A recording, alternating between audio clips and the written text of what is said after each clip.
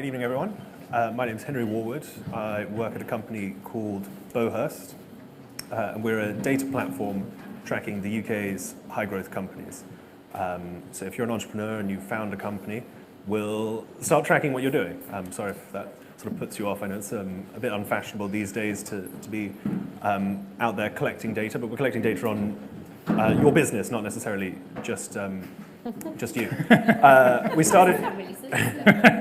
We started in 2011, so I will be talking about some data later on. So just that's the sort of time period I know about. And yeah, we're looking for high growth entrepreneurial businesses. We track you through to exit or death. Hence why I'm here. One of those is more prevalent than the other. But we see it's quite cyclical. Again, as I'll talk about later, it's not necessarily the end when a company ceases trading. So that's what hopefully I'll be giving you some insight about this evening. Thank you. Thank you. Good evening, everyone. I'm Abbie Freeman, and I am co-founder of an innovation practice called Brink. I'm also an organisational psychologist, so that's the lens that I approach my work, and it's also sort of some of what I'll be bringing to this evening. At Brink, we help leaders to navigate complexity and uncertainty. We're a team of psychologists, as I mentioned, technologists, strategists, and we all come together. We work to tackle big questions like, for example, with the Department for International Development, we're looking at how can we use frontier technologies like drones, 3D printers, alternate networks, to tackle some of the biggest challenges in development. We're looking at what is the future of work and what does that mean for well-being with the Wellcome Trust. And we're doing those kinds of big gnarly questions that don't have an obvious answer, that require experimentation, failure, navigating complexity and uncertainty, and being probably not bold, more courageous. So we have sort of methods and tools we use with teams to put the handrails in place to be able to experiment and learn and fail along the way. Hi, I'm Richard White. I am the founder of Good Lord, pettech.org, and recently started a company called Pickles. On sale at the back, £10. And I suppose I come here as a second-time founder. I've got a good record of failing from trying to go into the army and being told you're too stupid, go away, to having a go at starting my own business and where I am today. So what we're doing at Pickles is we're creating a brand that pet owners love and emotionally engage with. And we just happen to will provide some great products and services that are tailored specifically to your pet. And our aim is to be a really well-loved big brand out there in the pet world. Watch this space. Hi, I'm Jenny Packard, and I am head of brand engagement for KFC. And my role encompasses the responsible brand space, so everything including social purpose, sustainability, and nutrition, as well as the more kind of brand-focused side of things, so PR, social media, and so on. So I suppose the reason I'm here, I have failed quite a lot, but actually from a business perspective, I suppose KFC had quite a public catastrophic failure last year, in that we moved to a new distribution partner, and overnight the systems failed and we were unable to deliver chicken to any of our restaurants. So we had to close the majority of our restaurants because they didn't have any chicken, which when you're KFC, I'd call that #epic fail. So we also didn't have any salad, any bread, anything. We didn't even have chips because the trucks couldn't bring things to the restaurants. Anyway, so I suspect that is why I'm here to give my perspective on that. Hi guys, I'm Jo. I'm the brand director for Moonpig. Hopefully most of you have heard of Moonpig. It's been around for a few years, founded by Nick Jenkins. We saw him the other day actually, popped in to say hi. We are the biggest online card business, but actually in fact only 5% of the total card market in the UK is online. So whilst we're big, we're well known and we're growing double digit year on year, there's plenty of room for growth. We've recently done some repositioning work on the brand, and my responsibility is to effectively come in and work out why does Moonpig exist, what's the USP, who do we position ourselves for in the market, and then what's the proposition and the campaigns to take that forward. So I've got a team of creatives, PR, social strategy, and we do all that, and we've had lots of fun. It is a really fun brand to work for, but we've also screwed up a few times as well. So. So how I wanted to start the discussion is invite the entire panel to share a professional, cringeworthy, and embarrassing failure with the audience. And you're under strict rules not to talk about the lessons you learned, but just the failure. Who would like to start? I'll go with one. Go on then. Do you know last year when Trump came to the UK and there was that big Trump balloon? Well, we thought it was a really good idea to go outside of our office, take a photograph of our head of social holding a balloon, and then Photoshop that Trump balloon image onto that photograph, and tweeted, if we were to sell 10,000 of these, would you buy them? It went viral, and we had the alt-right group threatening to shut down the website, threatening all of our staff, our managers, our leaders. We had to quickly, literally double down all of our security that night. I thought I was going to be fired. So it was like probably one of the punchier things that we've done, but I can't talk about what I learned, but actually it worked in the end. But I was like, shit. Who's next? Okay, so when you asked this, Giara, I was like, oh, only one? Because, you know, there's been a couple of occasions where I have, can we swear in this? Where I fucked up so badly that I have felt the need to offer my resignation. Both times that was turned down, and I was just told to calm down and get over it, and it would be fine.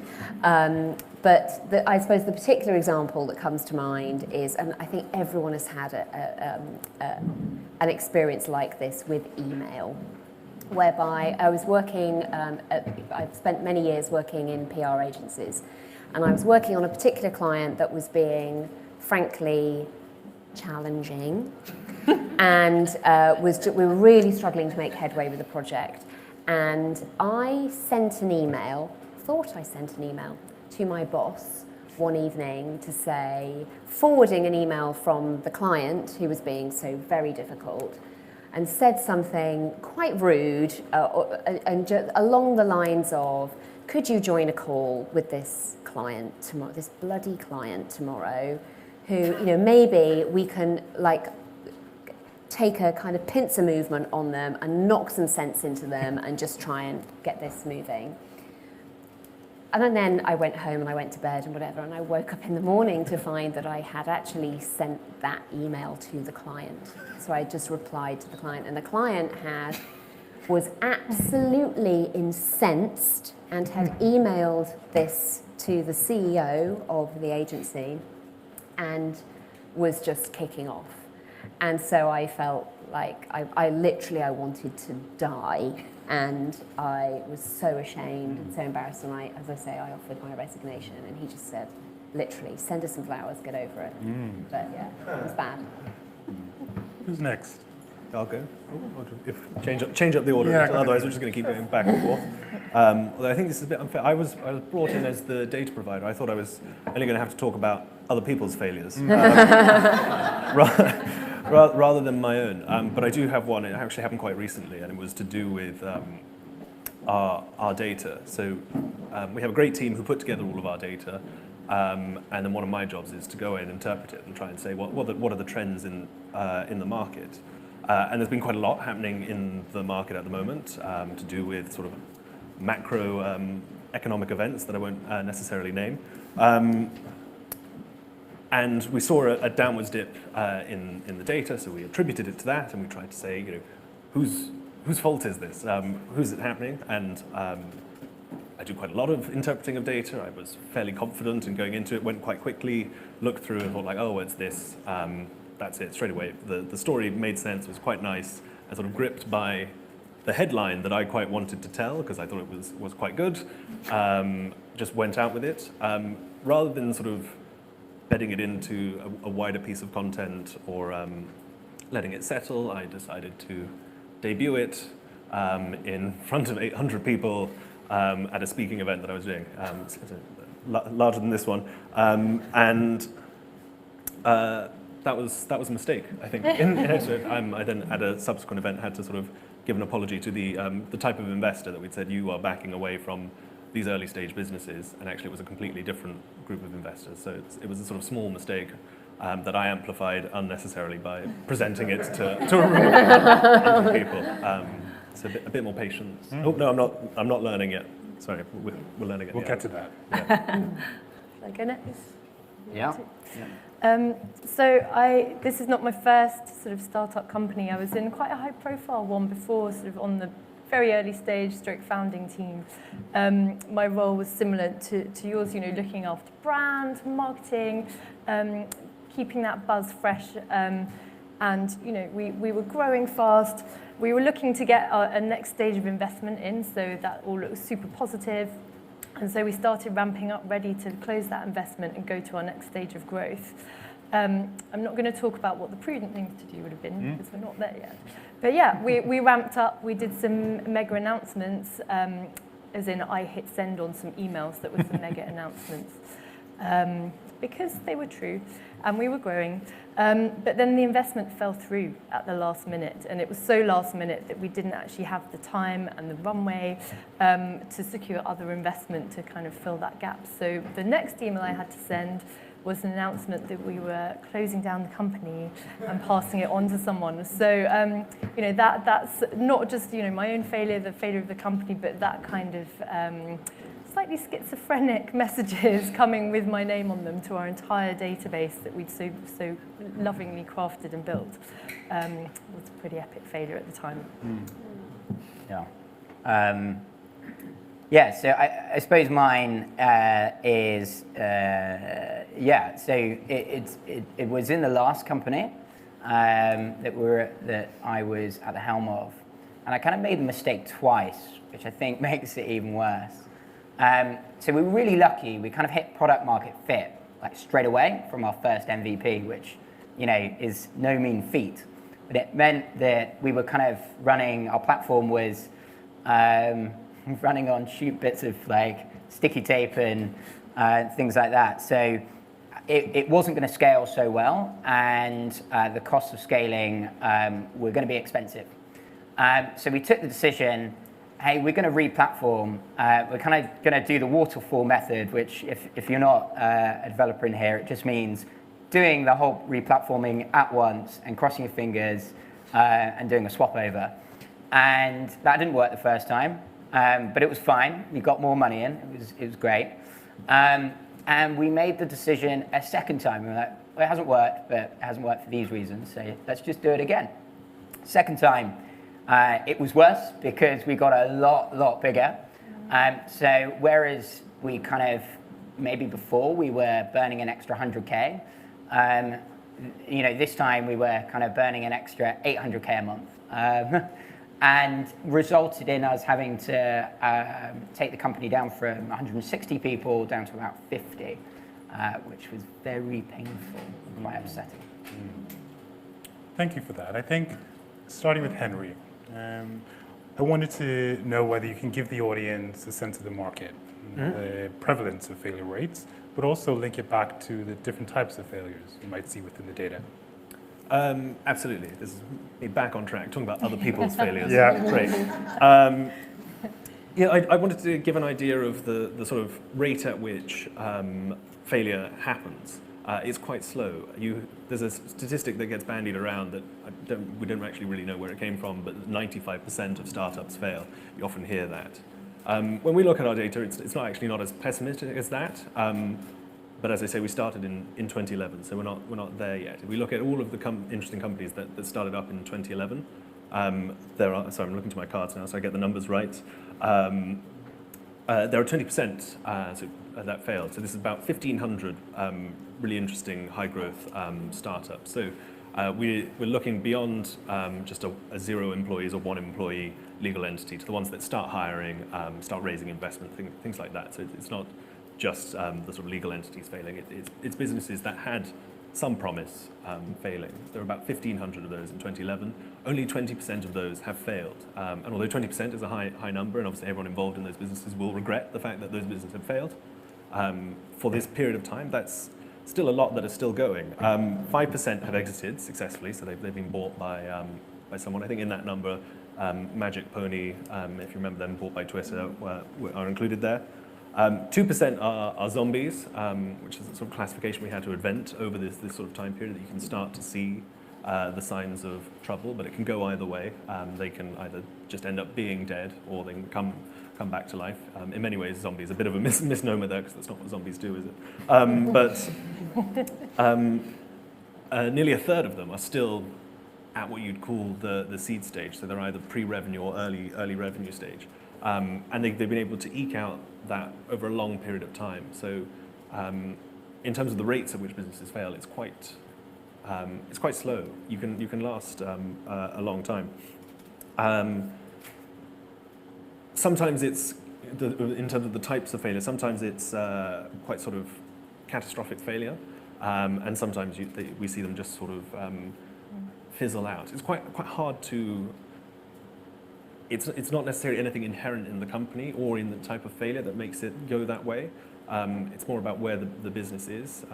If you start taking investment from your investors, you start growing, and so although your fundamental proposition hasn't changed and you gave people the job for a year, because you've had to lay loads of people off when you failed, the failure seems that much greater. But actually, you had some early success. It's without the early success, your failure would have been a bit sort of petering out, and we may have been able to brush it under the carpet. So it's quite interesting to see that you don't get these big failures without the success behind it.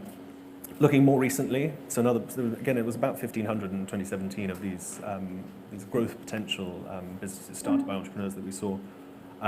So far, 7% of those have died. So that's the differential. Over 2 years, only 7% have died. Less than 1% have exited. So of all of these businesses that you see out there, even if they've been going for a while, they may still die, but they may also carry on for quite a long time, not necessarily skyrocketing, and not necessarily having that catastrophic failure. So I guess the overall point I wanted to make is the sort of diversity there is in the market, and that it's very easy to look at other people's successes and big failures. I mean, that's partly a product of the press. That's what gets the attention. But when you look at the actual companies of those, that 30% that are still at the seed stage, those are still viable businesses, and there's no, it's not failed yet. Well, I suppose, as well as the diversity in the market, I think part of one of the challenges we have here is the diversity of the notion of failure. And I think one of the ways that we wanted to discuss and start the discussion was actually unpicking what types of failure there might be. And I know, Abbie, you had a particular view on the various types of failures that are out there. Yeah, sure. And I'm sure there are all sorts of, certain definitions in the different types of literature, and I'm sure you guys have one as well. But, I was thinking this through, and there is, of course, business failure, like a business closing down, people losing their jobs, probably investors losing their money. That's an obvious one. But even there, what caused it to close down? Was it misconduct? Is everyone ending up in a lawsuit? It starts to get quite, even in the full business close down type failure, there's some different categories there. And then even if, think about global corporates and things, in there's all sorts of different kinds of failure we could think about. So, financial, there's misconduct type things going on. But then there's smaller things like within the business, sort of on more of a team or an individual level that are happening all the time, that may or may not sort of directly impact the business, but there are things that can kind of slowly rot away at the internal operations of a company that you only find out quite a bit later. So I think there's a really interesting spectrum to think about, and often it's not the kind of big flash in the pan, newsworthy stuff that we see all the time. That's one of them. But there's all of those sort of, and we talk about the different units of measurement. So are we talking organisation-wide or even industry-wide? We see that quite a bit. In finance, that's a big one. There's industry-wide failure there. So yeah, industry, organisation, department, team, and right down to the personal level. Is there anything else that you think we've missed in that classification? I mean, I just pick up on something. I kind of really don't like the word failure. It's quite final. And for me, although you can class a lot of what you do or what you've done as failures, I think it's unhelpful from my point of view to kind of put labels on things a lot of times, because I think it stops you from unpicking and pulling the learnings and going again. And I think the way that I think about it is I very rarely will categorize things in my head of, okay, that was a failure. It was like, okay, I've learned something. And that's kind of the subtle difference of how I think about it. Just because I just feel like failure is like you dying. You're not coming back. Wow. I think moving to the opportunities, and I think, Richard, you're quite right to point out the finality around language. And I suspect as part of the value and insight of the event is that use of language, not only within organizations and teams. But I think one of the things that we were particularly keen on doing here was, I guess, giving the audience things that they can take home with around this topic. And I think looking at the spectrum of businesses that are in the room, very innovative, interesting businesses, but also I think relatively small. And I know the larger brands that are sitting on the far left have a particular perspective, and I think actually you're quite right to mention and focus on the founders. And actually that's really where we like to hone in. So I guess hone in on this, the founder. Where do you see opportunities around failure? And I'll leave that open to anyone who wants to take that up. I'll chip in here. So Moonpig operates an agile business model as a tech organisation, and we've really embedded failure into the way we operate, because no one's fallible, no one's like bulletproof. Everyone makes mistakes, and we all make mistakes. And one of the things we're really keen to do, and always ensure we have, is like super clear, consistent goals across every team in the organisation. Teams are organised in squads; they're cross-functional. So you have engineers, you have product managers, you have special sort of functional areas within those squads. They all have goals, and they test and learn continuously every single day on big things and on small things. And when they're blocked or when they've got it wrong, they say, hey, this isn't working, we've got it wrong, like we need to do something else. Or they ask for help. And it's like, okay, everyone chips in, and how can we do that? We have a structure of not only do we have daily stand-ups as an agile practice, we have like check-ins. So we have a check-in process with the entire business. There's absolute transparency in everything that we do, so that people don't feel vulnerable. It's a safe place and a safe space that they can own up, or not. We don't even use the word own up. They can talk about the challenges that they're facing and the help that they need. So really, in all honesty, for us to grow and unlock that growth, it's about setting the right environment, that transparency and the clear goals, so people can just go for it. And we just kind of like give them a little bit of guidance along the way. I feel like tech companies have definitely reshaped how, certainly the business debate around failure, because you've got obviously totally the model you're talking about, the likes of Amazon and Google, who are talking about fail fast and learn fast. And I think that's coming back to the kind of different types of failure. There is kind of planned failure, which in a way is like, that's what I think what you're talking about, which is the only way you're going to grow and develop is by testing and learning and lots of things. And I think that's quite different to unplanned failure, which I suppose you could put, depending on how the scale of the unplanned failure could be termed crisis. But yeah, I think that in a way, planned failure, I would say to your point, is not really failure. It's actually how you grow. It's like growing and learning and whatever. Interestingly, we Yeah. call it fail fast. So we yeah. actually use that language, and we're actually Yeah. really okay with it. Yeah. And I think it's a great way Yeah. of demystifying and taking the anxiety away from that word. Yeah, yeah. You know? And I think just to sort of like echo your point on planned and unplanned, I think I sort of shared this with you early on, but I kind of have like 3 pots of failure. One of those pots is you plan to do it. So you know, like you're going in eyes wide open, this could go wrong, but you know all the risks involved, right? So you weigh up those risks and you go for it. And then there's like 2 others, right, which are kind of unplanned. One is like the other end of the scale, as crisis, data breach, whatever it might be, something really horrible happens. And actually, you just use the old-fashioned pairs model there, and you be kind of a responsible brand, but be yourself. So you care about the people and the environment first before you care about your assets and your reputation. That's hard to do, by the way, because a lot of people will jump to that, oh my God, what's going to happen to sales? What's going to happen to this? But actually, it's your people in your organisation and your customers and the environment that you operate in, like physical and psychological environments. But then there's this bit in between, which I think is really where a lot of brands are now playing, which is really, really interesting. And it also takes some guts and some courage.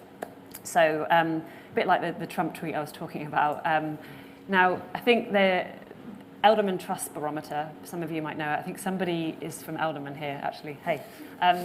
I love that thing. I quote it quite a bit. So for me, the 4 pillars, you'll know it better than I will. In society today, people are looking to businesses over government, media, NGOs to take a lead, take charge, because trust has massively depleted in those other 3. So this is where you see a lot of brands becoming more active or activists, and they've got the permission to do it now, and people are wanting brands to do it. So there's this idea around sort of embracing failure or embracing problems, and actually leaning into those problems and having a point of view, being confident with that point of view and standing by it. And it could be the environment, for example, right? Moonpig prints on paper. Yeah, we do lots of stuff to make sure that we're environmentally friendly, but could we do more? Yes, we could. And we are okay to talk about that. It's absolutely fine. And we're okay to say we're going to talk about it more. Another one is mental health is one we significantly lean into around the insights around cards and what they do for that. So I think actually it really opens up a really interesting place and space for brands to really become something more and actually connect on a more human level rather than being a real functional, this is who I buy what from. And that's where we see it winning. And actually, recently, we had some econometrics results that shared that emotional connection, that emotional route is actually delivering better ROI for us. I guess looking and focusing on that human level, I wanted to move the discussion particularly focusing on the founders. And I know, Abbie, from the innovation practices, the range of methodology that you use, not only around innovation, but also vulnerability and failure. And I wanted to, I guess, give you some space to actually talk about some of those conditions. I think that's really practical insight that the audience can take away. Sure, thank you. Happy to. So we've got a few lenses for our work, but one is thinking about sort of 3 areas, and you've really talked a lot already about it. So it's great to see it sort of play out in real examples, but we think about skill sets. So what are the sort of skills that we're equipping our people? What are the methods we're giving them? So an example and something we do as a religious rule with every single client. They find it difficult at first, but then they love it. Like we've just scaled it across a government department. It's called a pre-mortem. And it's Danny Kahneman, a Nobel Prize-winning psychologist. I'll trust what he says. It's his favourite tool as well. But it's instead of having, getting to the end of a project that didn't quite go according to plan and looking back and saying, oh, what happened with that? It's doing that ahead of time. So it's saying, it's a year from now, the project has been a horrendous failure. Why? And having that safety, it does an incredible thing to a team. I'd urge you all to try it, but it gets you all aligned around the thing, the problem, the project. It takes it away from being personal. And there are techniques like this. The pre-mortem is brilliant. The after-action review, which is the one sort of looking at the end and making sure you carve out time to learn from it. So it's not a failure if you've learned from it. And there's other sort of methods and skills and things you can do about the language we use. So some companies really go for it and lean in and call it fail fast. They have failure Fridays. They talk about it. They kind of socialize it and make it very okay to talk about. Other organizations, we see that's not appropriate for their culture, and they shift the language. So it's a disproved hypothesis, or it's a hunch that you've tested and found there's nothing there. You know, whatever's right for your culture. But language, we as humans, you know, it shapes our behavior, the language that we use. And so being very deliberate about the sort of ways, the spaces we create to talk about this stuff in pre-mortems and after-action reviews, and the language we equip people with to talk about it. And then, you know, is it in performance reviews? Like, is Skyscanner, other guys like that, lots of tech companies have this in their performance reviews. You know, how much experimentation have you done this month? What didn't work? Simple as that. You know, imagine if you were scored on the things that hadn't worked that you found out about. Like, that shifts it entirely. So these kind of things. So skills and skill sets and methods is one bucket. The second bucket is what we call the enabling environment, but it's a lot of the stuff that you guys have described already. So it's looking at things like how, as a founder or a leader or, you know, a team leader, what are you role modeling? What mindsets are you instilling? You know, there's an amazing sort of bit of science coming out about what does the energy level do when there's a problem? Does it go down and everyone is like, oh, don't want to touch it? Or does the energy level go up and everyone piles in and is like, let's fix this? So that mindset of curiosity around problems, failures, fixing it, like understanding the things that are not working and whether they can be fixed or whether they can be stopped. And actually the ability to stop things that aren't working is underrated and not done typically.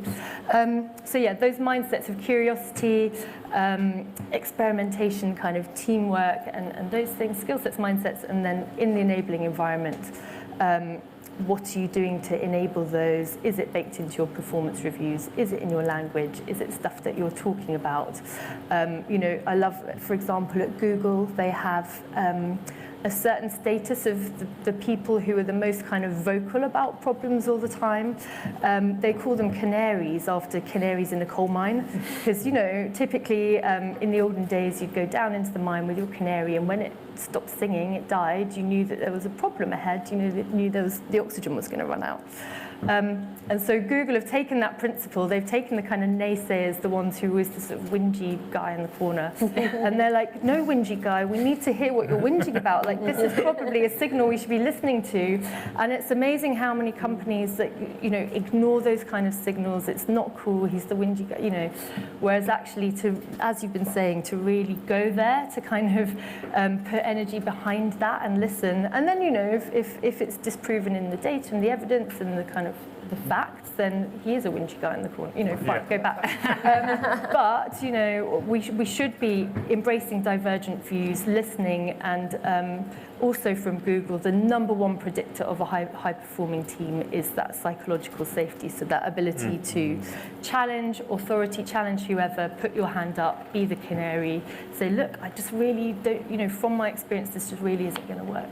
So, you know, you can bring all that together in a way that's right for your own culture and your own brand and your own kind of skill sets that you've got in your company, and you know, be very deliberate about it. And I think it's being deliberate, making sure at every point, and from hiring all the way through, that it's there in your business. Well, one of the areas that we wanted to talk about was psychological safety, and I'm particularly keen to, I guess, know what Richard thinks, particularly from a founder perspective. And I suspect the psychological safety that you might require within a team might be very different from the type of psychological safety that a business needs within the founding team. And I think one of the things that we discussed was the, I guess, the wider impact of the founding team on this notion of failure. And I wanted to, I think, as one of the two founders in the room, I wanted to give you space to actually talk about that as well. I mean, I might go as far to say the relationship in terms of being open and vulnerable with your founder is probably one that you should strive through for kind of most relationships in the company, if not all. But I think the thing, you know, a big learning for me was you don't often think about when there's just two people starting a company, that culture is starting then. How you communicate, what's an acceptable way of communicating, how are you holding each other accountable. You know, it's quite easy when you're running around and hustling to really not think about those things, because that is the foundation of what your culture will be when you're 100, 200, 300 people. And it's really, really hard to change it then. It's not impossible, but it's really hard. So I think speaking about being vulnerable in communication, it's so vital with that initial, you know, your initial founder or founders to just be open and share and make the most of having a team that sees things in slightly different ways, that can see each other's blind spots and continue to work on it. You know, it's not something that you're like, right, we've got the perfect team, we get each other, it's great, let's go. And it's like any relationship. It's like, you know, it's like a marriage, not that I'm married, but it's what I hear.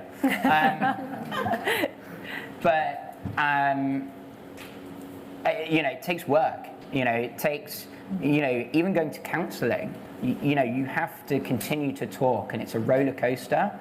And that impact that you as founders have on that business is just incredible. So keeping that tight, keeping that information flowing is really, really important. Yeah. I think looking more broadly in the marketplace, I think I certainly, read with interest the difficulties that KFC had. I think interestingly named the chicken crisis, which I'm not sure if you're still using, but I'm still using it. And I wanted to provide you space, Jenny, to not only describe the chicken crisis, or however you wish to describe it, but also hone in on what you learned about it, and equally well focus that on the type of businesses in the room. So I think we accept that, you know, KFC is a big behemoth on the audience. It's 30,000 head count, I believe it was in the UK. And I think the audience would welcome hearing your perspective on this. Yeah, sure. So, so I gave a little bit of a snapshot at the beginning about what happened. We moved to a new distribution partner. And as you can imagine, when you've got 950 restaurants across the UK and Ireland, that needs to work seamlessly. And it is incredibly complicated, and it requires systems and processes, of all of which are beyond my tiny brain to understand. Anyway, we moved to a new distribution partner on Valentine's Day last year. And quite quickly, we realised that things were going wrong. We were having restaurants calling saying, we haven't had our delivery, or we've had some, but we haven't had all of it. And over the course of the next 48, 72 hours, we realised that, oh my God, this is catastrophic, and it was just getting worse and worse and worse. So I can't, for legal reasons, go into the whole ins and outs of actually what happened. But needless to say, we ended up with a very public crisis in that, I suppose if you look at, there's lots of definitions of the word crisis, but one of them that is quite widely accepted is, you know, an incident which has such a huge impact on a business, it threatens its ability to operate. And literally, we could not operate. We could not open our restaurants. That meant 30,000 people, or 28,500 people, were not working. We are a largely franchised business, so we have around 35 franchisees, some who own up to 120 stores, some who own a handful. These are, for many of them, they are SMEs, you know, they are small, medium-sized businesses, they're family-run businesses. This was killing them, and for a lot of them, we'd been through a refranchising exercise the year before, a few months before, where they had taken out huge loans from HSBC to buy more restaurants from us. So they were under intense financial pressure, and we literally, our sales just fell off a cliff. And it was very visible. So because we are a big consumer brand, we are a lightning rod for issues because it just adds more salience to a story as soon as you get a familiar brand like KFC. Just to give you a sense of like what it felt like in the eye of the storm, so my team run the press office, social media, was part of the marketing team. We took in 7 days, I think it was 381 media inquiries. That is half what we take in a year through our press office. That was 1 week. It was like, I mean, it was indescribable, the sense of pressure and onslaught. And there were issues within issues, because you think of it as like just one issue, it's like KFC's got no chicken. Actually, no, because the media smelt blood and they went after it. So, I mean, we had media that you couldn't buy. Like I kept trying to say, like, this is a positive thing. And they were going after angles from like how we were treating our people. So, are they getting paid? Yes, they were. What is happening to the chicken that is not being delivered? Like, where is this? Is there massive amounts of food waste? It went on. There were MPs were involved, unions were involved. There were about, I would say, kind of 20 sub-issues which were being hurled at us on a daily basis, and we were having journalists crawling over restaurants, trying to dig stories. There was even stories being faked about with pictures of KFC team members at Tesco's buying packs of chicken, which didn't actually happen, but it was. And I think so. It was what was a challenge in the eye of the storm was because, as you can imagine, there were a lot of people freaking out. Was the challenge from my team's perspective was to keep a sense of perspective and to keep saying to the business, okay, this is catastrophic from a business perspective, but actually you always have to keep your external lens, and the external lens was most people just thought it was actually quite funny. Like, this was like, wow, KFC, you had one job, like get chicken to the restaurants, and you failed. So, it was being talked about within the kind of within culture at the time in quite a light-hearted way. We have a huge social media following, and we took a view that actually we have to lean into this. We have to lean into the issue, and we have to own it and put our hands up and go, whoa, massive cock up, and also do it in our brand tone of voice. So there is a huge tendency with businesses, and it's natural when people are scared and they're worried about their jobs because, to go, okay, as soon as something bad happens, you revert to corporate speak, and everything that comes out of a business just reads like the lawyer's written it, and it's just inhuman. And actually, I feel that actually people are generally quite forgiving of failure in other people. It makes people human to have failed and to admitted it. It's harder for people to feel sympathy and empathy towards a big behemoth, a big faceless corporation. So we lent into our brand voice, which is very honest and straight talking and bullshit free, and also quite irreverent. And we lent into that heavily. And so we used social media as our primary comms platform, and that was then fed into the media. And yeah, that's what we've ended up having the credit for, I think, is that, and why it ultimately ended up being still catastrophic from a business perspective. And I can't pretend that you can't have all of your restaurants closed for several weeks on end and it not be catastrophic from a business perspective. But from a brand perspective, it ended up being a kind of a positive thing for us. And I think that ultimately it gave us the confidence, because we were seeing a kind of success from how we were, and people responding to the tone that we were using. That then gave us the confidence to run the ad, the fuck bucket ad, as we call it internally, which became shared so widely. And that, it was because we went, actually, this is working. We've got to just stick with it. What's the single lesson for the audience? I think there are so many, but it's like, be yourself. I think that's like, be authentic and real. Don't fudge it, don't try and pass the buck, but be authentic. So sorry, I know I'm going on, but I think one of the things that, because lots of people have asked us obviously about this as a case study. So that means that if you are a bank, you can't and something goes catastrophically wrong, you can't suddenly go all KFC in your answer. You've still got to be true to who you are, because otherwise that's just as fake.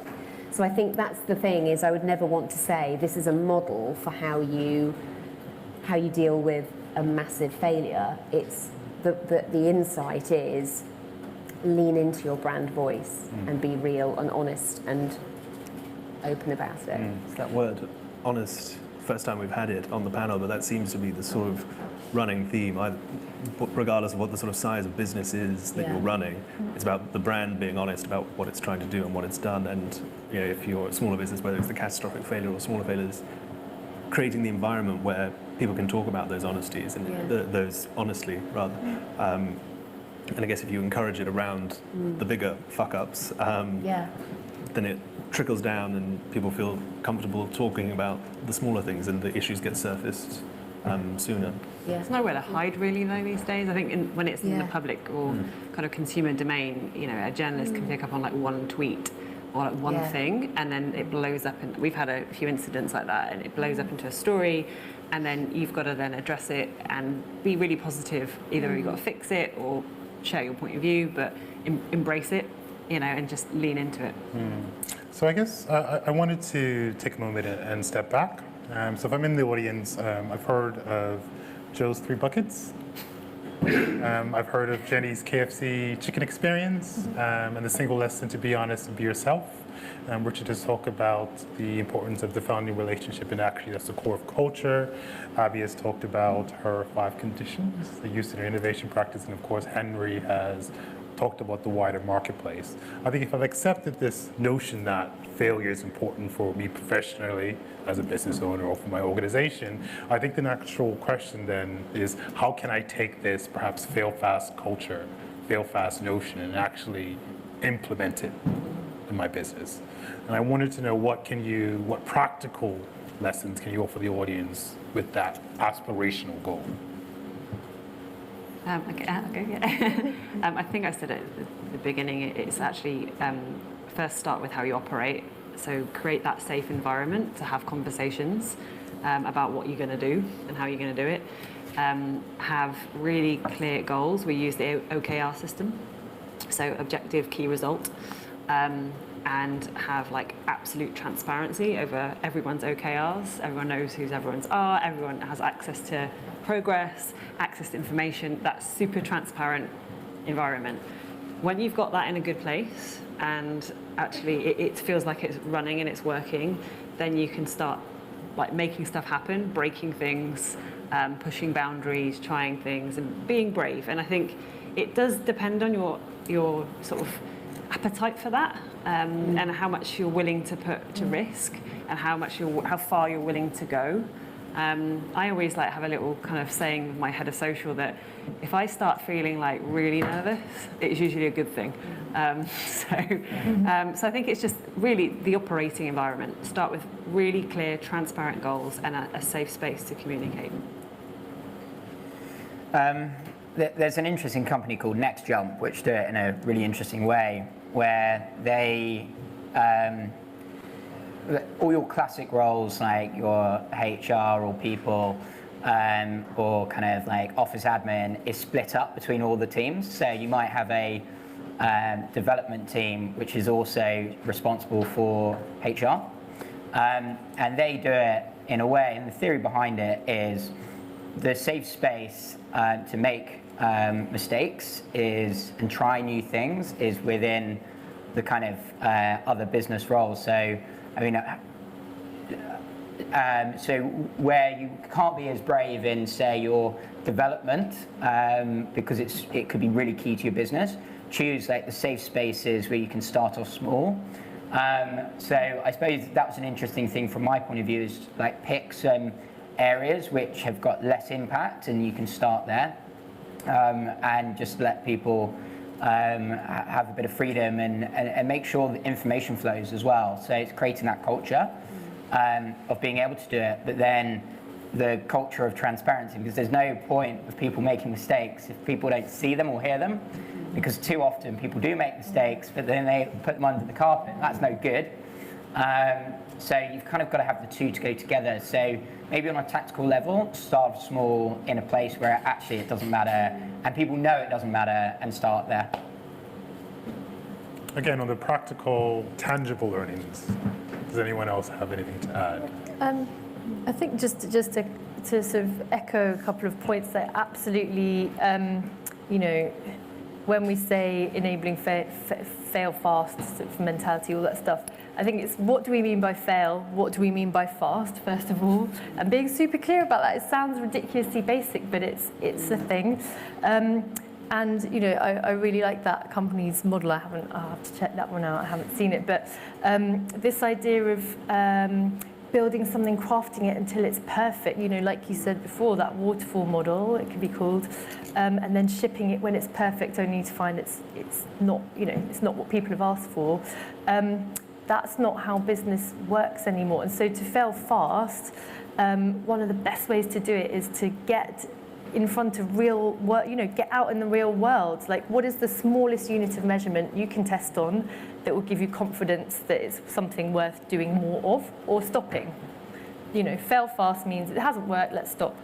And so getting highly scientific about that stuff, you know, people think it's kind of a wild west of innovation, like it's all wild west. It's not, it's highly scientific. What are the signals we need to see to start, stop, continue? You know, we build, we measure, we learn. What is the smallest thing we can build? What is the smallest customer base or team or whatever it is, you know, it depends on your business. But what, you know, start small, iterate, perfect, course correct, or stop. And then, you know, if it's showing promise, then scale. But I think failing fast means you have to get in front of people or customers and, you know, test there to really know. And you have to sort of put the handrails in place so we know exactly what we're measuring and we need to see to know when to stop and when we've succeeded or failed. So it's kind of having the science there and then the culture, the sort of much softer stuff behind it, which gives everyone that safety, that vulnerability, that, you know, all the stuff that we've already talked about. Yeah. I think just to, I guess, end before we go into questions, where we started, Henry.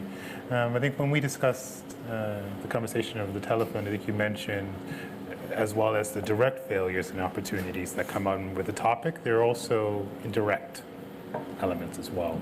And I wanted to know, looking at the data as part of the preparation for this event, I guess putting to the side some of the failure rates, are there positive stories that come out of the data that you wanted to mention?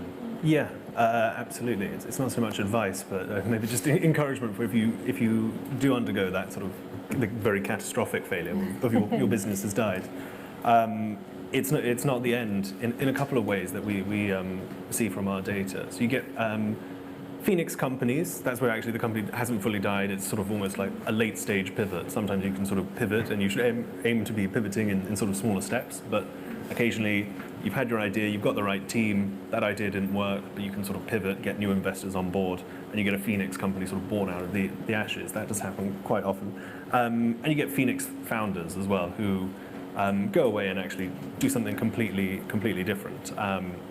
And that happens quite a lot. So in our data set, we've seen over 210. I think you might be on that list of people who've, you know, had a business that didn't work out and have gone on to found another one that's been really successful. There were a couple of examples. Interestingly, sectorally they were leaning towards retail. and also restaurant businesses, which is interesting. I don't have any theories, and I'm not going to, again, conjecture wildly in front of an audience. Without doing a bit more research, but there's some great stories of companies that the first business failed, and then they're at businesses now. There's one of the founders of it's a company called Tortilla that does wraps. I was about to fail to find the word there. And they've got a turnover of 30 million now and have raised 15 million from external investors. I think it's coming from a background of having failed actually in an events business. So there are sort of learnings that are always translatable. And another way in which it can be good news, as I've said, I've got this list basically of, sadly, companies that have died, and we have clients who are using that data to pick out the people who work at those companies, not necessarily to go off and found and do the same thing exactly again, but to recruit them in, knowing that their knowledge of failure is really useful. If you've done it wrong once, hopefully you won't do it wrong again, and that's there are recruiters out there recruiting people on that basis. So it's just. I think we're all agreed that the narrative of failure isn't necessarily pessimistic, but you can sort of see that in the actions that other people are taking based off the data. So before I give the audience an opportunity to interrogate the panel, I wanted to take a moment and stop and ask everyone, reflecting on the last, hour or so, is there a lesson that we've not mentioned that you would like to share with the audience before we go to questions? I have one that you've just reminded me of with what you're saying, Henry. And I was talking to a tech founding team the other day. They're one of Britain's unicorns, so multi-billion valuation now. And it was building on that, but we were talking about an epic failure they'd had inside the company, and what did they do about the guy, the person who was heading up that team, and someone said, you fired him, right? And they said, look, absolutely not, for this reason. They were like, are you kidding me? You can't pay for that kind of training. Like, we have invested in him. He has learned so much. We can never buy that kind of training. We are holding on to him, and now he's never going to make those mistakes again, and that is valuable. So I suppose the last thing that hasn't really come up is, in America for VCs, they look at business failure as a positive thing when they're investing in you as a founder. Here, what can we do inside our companies when we're hiring? At Brink, we're thinking about what can we tweak in our hiring criteria to really dig into that kind of thing, because it is, money can't buy training. Yeah. So I think building on that, my perspective would be how you use failure as a kind of coaching tool and using vulnerability as well. So I think that I talk quite a lot with my teams, and we all do as a business, about talking to our teams about personal failures and things that we've got wrong, and to try and break that anxiety around fear of failure, which is so stifling for creativity and for bravery. And basically, if you operate with a kind of fear of failure mindset, then you are just not going to have any impact as a business. So I think using it as a coaching tool and getting people comfortable with it is really important. Okay. I would like to give the audience an opportunity to ask questions. So there is someone around. Please take the mic. Introduce yourself, what business you're from. Hi there, I'm Max Benjamin. I run 3030. We're a platform for showcasing talent, dancers, fashion designers, and musicians, online content. What I wanted to ask you, as I guess, or pretty certain that you guys hire people, you're in positions where you would, look to employ people, would you then consider that a CV should have what you've achieved and all your failures? So two CVs essentially. I think that's helping other employers too much. I tend to dig into that in the interview. No, Sure. I think it's really important. I think obviously putting it on your CV, some will see it as an amazing positive. I think personally the way I look at it, I want to kind of know someone's background and what they've kind of gone through and how they've and the struggles they've gone through and how it's changed them and how it's changed their thinking. So for me, I love to dig into that interview. It's really, really important.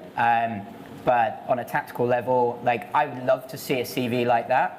Like maybe it would just work for the right people, and maybe it's self-select for the right people you want to get a job with. So maybe try. It was a half serious question, but yeah. I actually had an experience of this recently. Not that they put it on their CV, but there were 2 CVs with gaps in them, I guess, sort of slightly suspicious-looking moments, and got 2 completely different responses with a sort of probing question. One was very honest, and which was great, and they proactively suggested what they'd learned from it. And the other one was not honest about it. It was only after many more questions that it turned out they'd been fired from a previous role, and that doesn't have to be a bad thing, but if you're not going to be able to tell me the truth about it, then it really is.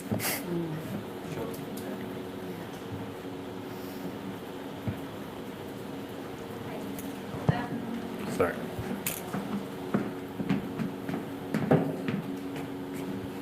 Hi, I'm Eloise. I work at Habito, which is a mortgage broker.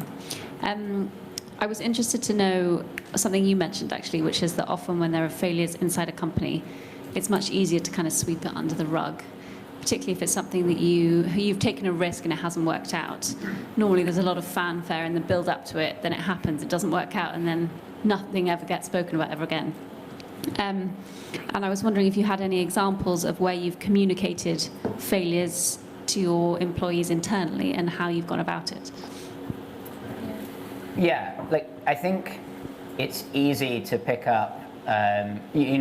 We had the best intentions where we wanted to communicate failures, and I suppose the ones that come to mind, without going into the details, is we would just say really upfront. We got people in the same room, all the founders there, and we just talked through it, and very open. Didn't really plan it to an extent of like, well, this is what we want to say. Had a conversation and allowed people to ask as many questions as possible. And we were just like really open and as honest as we thought we were being. I think the question triggers another thought in my mind, and I suppose the danger is sometimes it's the small things, or maybe even the big things you don't think about that you don't share. So for me, like sharing the kind of failures 90% of the time is probably worse than not doing it at all, because it makes it so disingenuous. It's like, well, I'm going to share these ones I want you to know, and these other ones I'm not going to share. And it's not done in a deliberate way. It's just you're not being very conscious about it. So it's one thing that we're trying really hard this time, from getting communication flow in the early days amongst all the founders, and just making sure that we are, people can call us out on things. There's canaries in every part of the business that when they say something, it's like, we don't just get to hear it, everyone gets to hear it, and we can get called out on it. So it keeps us honest all the time without having to remember and go, oh shit, like what happened this week? What do we need to share? And it's baking it in the early days. That's what. Just a point for me, we have 2 processes. So one is a retro, which is like an agile practice, and one is a growth session. Retrospective, literally, usually it's the group of people that are involved, sit down, okay, have a conversation at what worked, the kind of like stop, start, continue type thing, and then we sort of take away from that what we do. And it's a very objective conversation. It's not about people or how people operate or do things, it's about the task involved.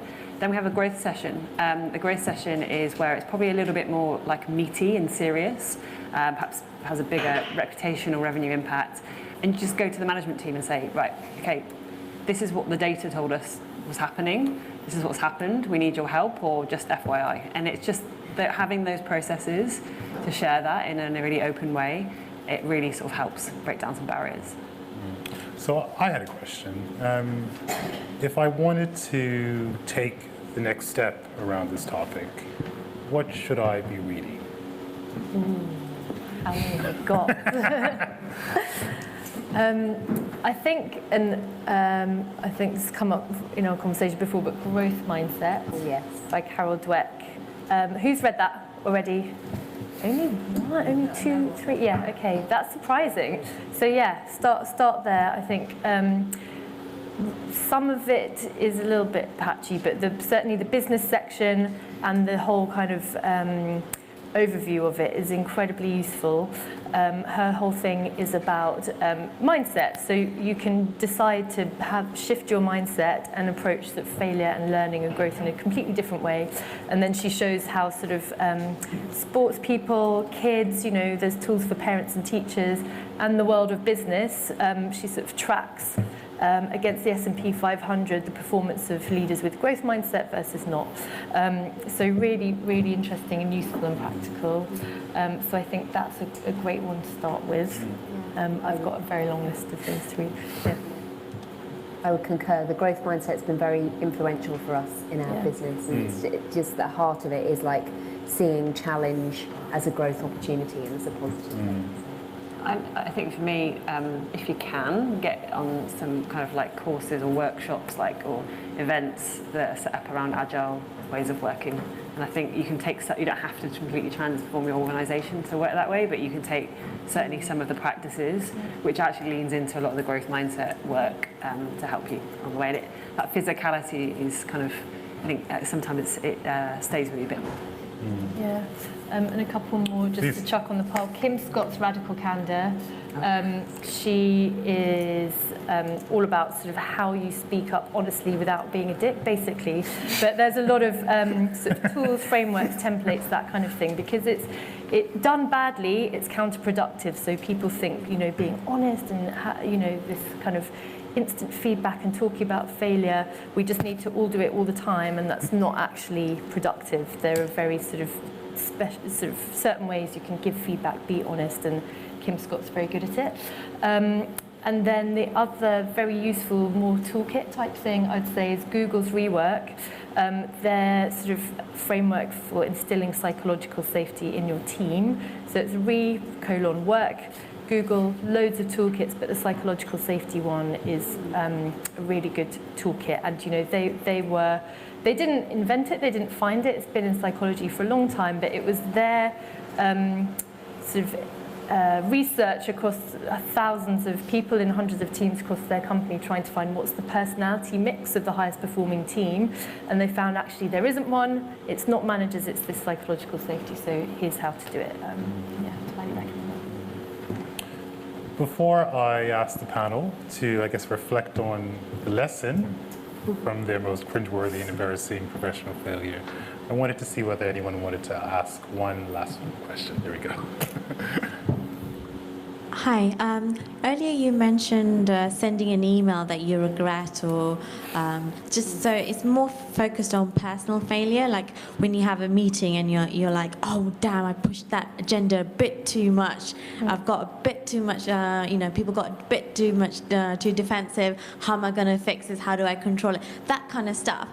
When that kind of failure happens, where it's more emotional and psychological and personal.